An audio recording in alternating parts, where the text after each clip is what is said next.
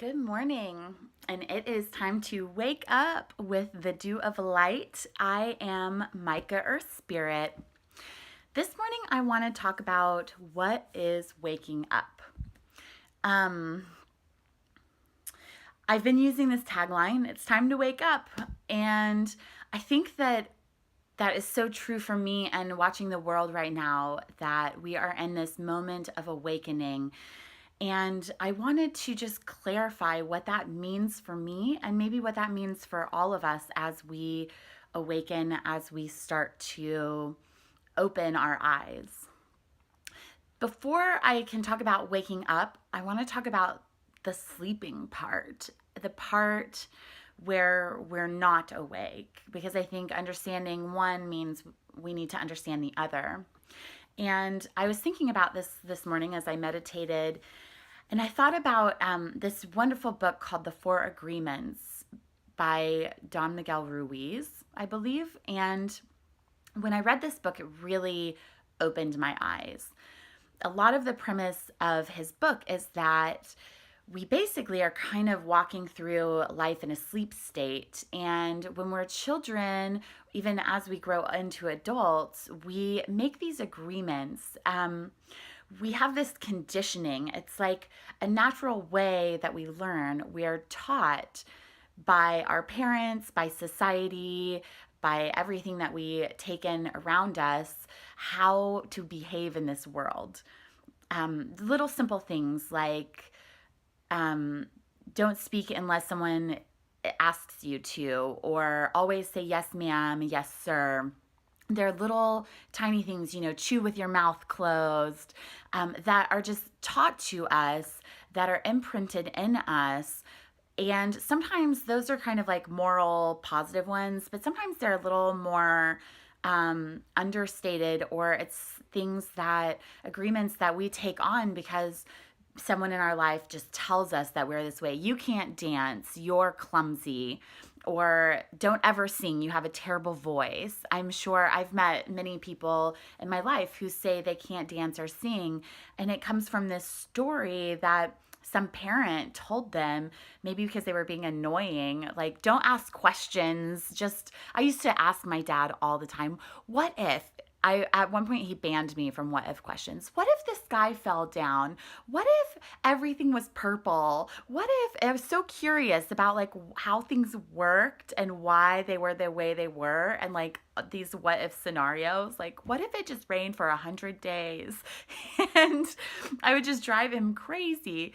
So he banned me from that, but that was a part of my beautiful questioning nature. And so there is this way that we've been taught and conditioned, and maybe even made agreements with ourselves. I can't dance. That's just the way it is. I'll never be able to dance. I'm not a dancer. And so that's the sleep part. It's just operating from these standards and agreements that we have put into place upon ourselves through a cultural, societal, familial conditioning that we're not even generally aware that we take on. Most of the habits that we form actually, and the ways we think about life, happen between kind of the ages of like 2 and 4. Like that's when we're the most impressionable, but even up till 8. So we're quite young. We're not rationally thinking about why we do the things we do. Somebody just says, eat what's on your plate, and you eat it, and you grow up thinking that you like to eat meat and potatoes and casseroles, and because that's the only thing you are given, and so that's what you know. Waking up is the process of starting to question, what are my beliefs? Is this something I really believe? It's bringing a rational mind into like the undercurrent of these habitual learnings, and starting to question, starting to bring awareness into what I'm doing every day and why I'm doing it. Do I like steak and potatoes? Not really. Do I have to eat this? No, not really. What do I like? How do I experiment and taste and try and bring awareness into my underlying habits, I guess, and start to discover who I actually am. I listened to this it was a TED talk the other day while I was biking, and it was this really beautiful talk. This woman was kind of talking about waking up, and she just said, we're in this time right now where there is so much available. Like, if you want to do anything, you can do it. You can Google it and find a way and find 10 other people who've done it, who've laid out exactly how to do it for you. It's actually so simple, but it's also really hard. It's not easy because it requires shift. It requires changing something that's already not working and making an effort to do something new. But it's so simple. It just takes kind of doing it.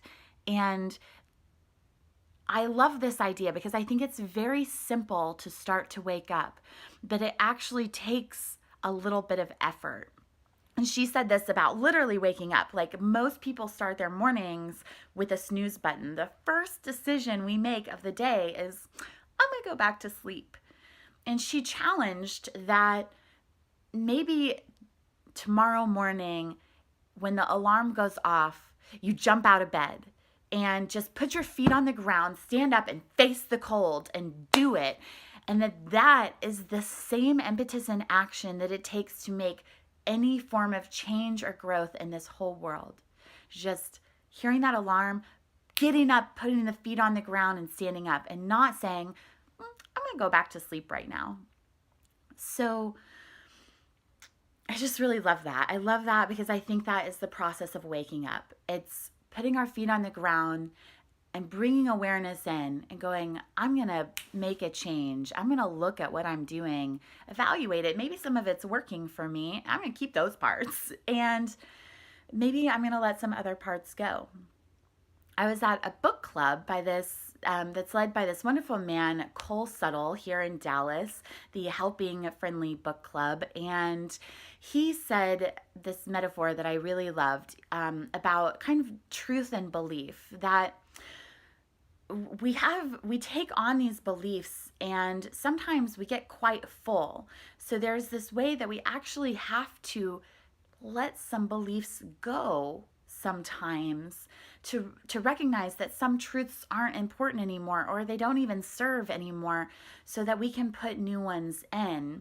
And he said it's kind of like our going on a camping trip, and our car's really full. We've been acquiring all this equipment to go camping for years and years. I've got tents and I've got sleeping bags, I have coolers, and I have, my camping stove, and I've been using a lot of them. They've been really good for me, but I acquire more and more and more, and at a point my car is full. I can't even fit another person in my car, but suddenly somebody gives me a brand new sleeping bag, or I see like there's a better tent out there, and that tent is much more durable than this one I've had for 15 years. At some point, I actually have to clean out my car and get rid of some of this old camping gear so that I can have newer stuff and I can make space. I can have a better tent, a better sleeping bag, maybe an upgraded camp stove, but I can't just keep all that old stuff and just take on new stuff all the time. Eventually, I have to clean out my car. I have to make space by letting go of some of the old things that don't serve me anymore. I think this is also really important in the process of waking up, is evaluating, what are my beliefs? Are they all serving me anymore? Is there a new, truer true that might be more accurate for me in this time in my life?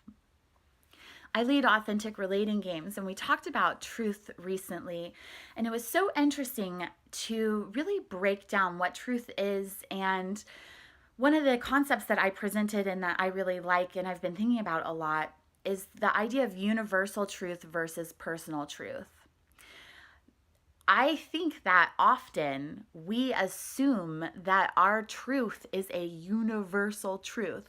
This is true for the whole world. Every other human feels the way that I feel. Everyone in the world believes this thing that I believe. And if they shouldn't, they definitely should. If they don't, they should. And I should teach them and I should make them believe my belief, because my belief is the total universal truth. But as we compared universal truths, this really cool thing happened in the room where I saw that no one's universal truth matched their partner, which means that, like, almost all truth is very personal and subjective. It's like mine, and I see it as universal, but you may not have that truth. You may be watching this video and be like, I disagree with everything that you're saying, and that's totally okay. Your truth does not make my truth any less. And my truth doesn't make your truth any less. I give you total permission to have your own truths about things. The question is, are you holding on to those beliefs? Am I holding on to my beliefs so strongly that I can't hear you? Because maybe you have something for me to learn. As I've walked forward in this life, I've seen that my beliefs and my truths change. And it's really important to be malleable. So that's how I grow. Waking up is allowing myself to be malleable. It's questioning, it's seeing that sometimes my truths are not serving me, and letting my beliefs expand. It's also really taking a broader perspective. This life is not just about me. There are billions, millions, billions of other people on this planet. We are a vast human collective. Not just human, there are other beings and animals, there are houses, there are things, and this life involves all of them. It's learning to be respectful of every bit of that. I need to respect this shirt I have on. I need to respect the phone that I'm taking this video on. I need to respect you who might be watching me and your opinions, and respect this house that I live in that's taking care of me. Respect my city and my state and my community. It's seeing something bigger that I'm a part of, but I am not all of it. And I think waking up is bringing our awareness into this bigger conscious collective and realize I am doing this for me and for the betterment of all of us, because we are a world, and it is time to wake up to see each other, that there are people out there that are hurting, they are suffering. There are countries that have genocide, that have war, that have revolution, and we need to learn how to be a bigger collective community. Maybe it means letting in a caravan from South America and trying to understand that borders are not real. And I know that's an edgy subject, but maybe that's a big thing that's really true. Who said that the US is the US? Who said that any part of this earth is what it is? Who owns it? Does anybody own it? Did anybody wake up and go, oh, I own this? I looked over, there's a little cockroach. That's a part of this big collective. It's like, I'm not alone here. You know, do I kill that insect for existing? No, I'm going to probably trap it and try to take it outside. We can all learn to live together if we just wake up. So, friends, world, let's wake up. Learn how to work together. See my truth and your truth, and be a part of something bigger.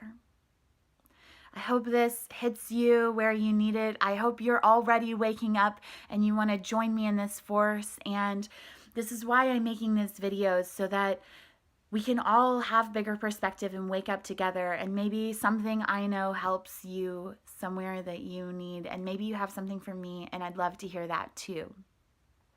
Thank you for watching this morning. If you like this video, like it, subscribe, share it with a friend, and I hope to see you soon. Have a nice day. This is the Dew of Light.